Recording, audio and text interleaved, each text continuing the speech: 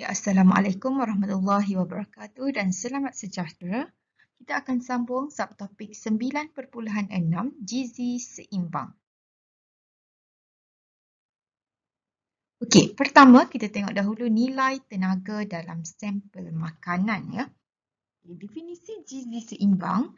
Gizi seimbang sebenarnya merujuk kepada gizi yang mengandungi kesemua 7 kelas makanan iaitu karbohidrat, lipid, protein, vitamin, garam mineral, serat dan juga air.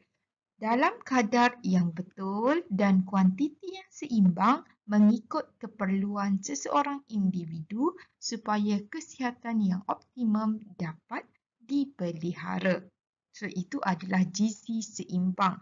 Lengkap mengandungi 7 kelas makanan dalam kadar yang betul, kuantiti yang seimbang mengikut keperluan seseorang individu. Okey, kenapa perlunya gizi seimbang ini adalah untuk memastikan kesihatan yang optimum dapat dipelihara. Okey, seterusnya kita tengok pengiraan nilai tenaga. Okey, nilai tenaga ini dia ada formula khusus dan dia ada eksperimen untuk dibuat. Tapi kalau dalam modul kamu itu, kamu boleh kira sebab maklumat dia dah bagi. Okey, nilai tenaga ialah jumlah tenaga yang dibebaskan apabila 1 gram makanan dioksidakan dengan lengkap. Maksudnya 1 gram makanan dioksidakan dengan lengkap sehinggalah badan kita memperoleh tenaga. So, itu adalah nilai tenaga. Berapa jumlah tenaga yang dibebaskan untuk diserap, untuk digunakan oleh badan. Okey, nilai tenaga dalam makanan boleh diukur dalam bentuk tenaga haba iaitu dalam unit kilojoule per gram. Okey, kalau soalan minta joule per gram pun boleh bergantung kepada soalan lah. Unit lain bagi tenaga haba ialah kalori. So, nilai tenaga boleh juga menggunakan unit kalori.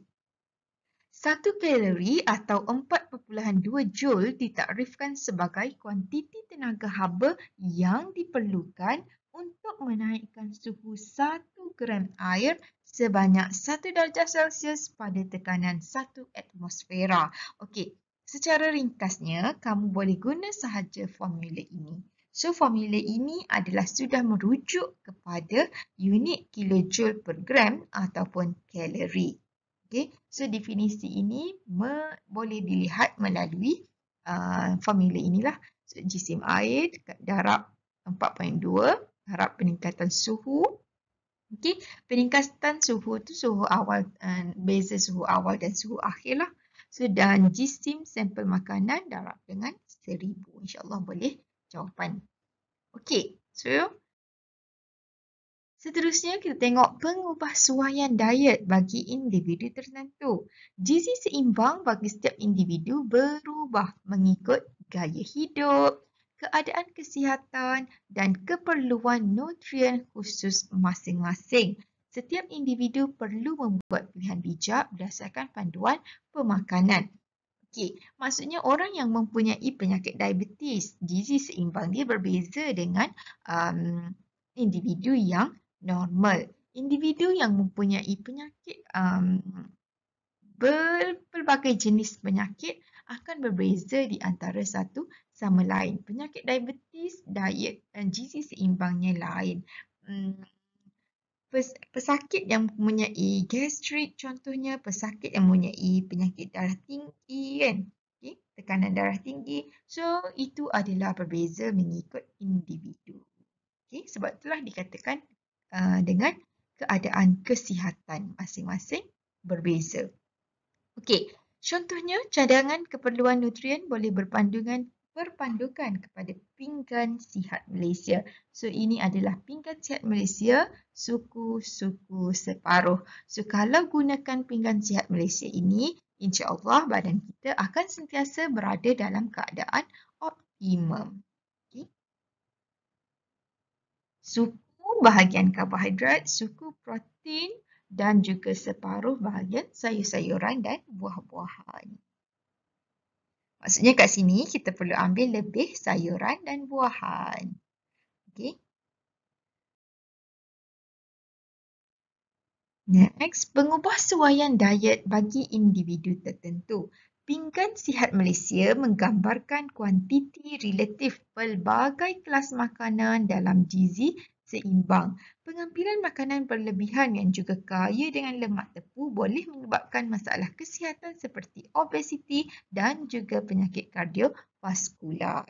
Sebab tu tak boleh ambil secara berlebihan. Okey, seterusnya kita tengok obesiti. Obesiti ini disebabkan oleh penyimpanan lemak berlebihan akibat ketidakseimbangan pengambilan makanan dan juga penggunaan tenaga. Contohnya pengambilan makanan diambil dengan banyak tetapi penggunaan tenaganya adalah sedikit. So lama kelamaan akan menyebabkan um, lemak itu berlebihan dalam badan dan ini yang akan menyebabkan punca obesiti. Okey, akhir sekali adalah kesan obesiti. Individu yang obes perlu mengurangkan pengambilan karbohidrat dan lemak serta meningkatkan pengambilan sayur-sayuran dan buah-buahan. Sekiranya tidak, diet yang mengandungi lemak tepu berlebihan dan kolesterol yang tinggi mungkin menyebabkan diabetes mellitus serta pelbagai penyakit kardiovaskular yang berkaitan dengan jantung seperti aterosklerosis dan hipertensi yang seterusnya membawa kepada serangan jantung ini yang bahaya atau stroke jika tidak dirawat. So ini adalah kesan obesiti. Okay. So sampai di situ sahaja untuk subtopik 9.6. Terima kasih.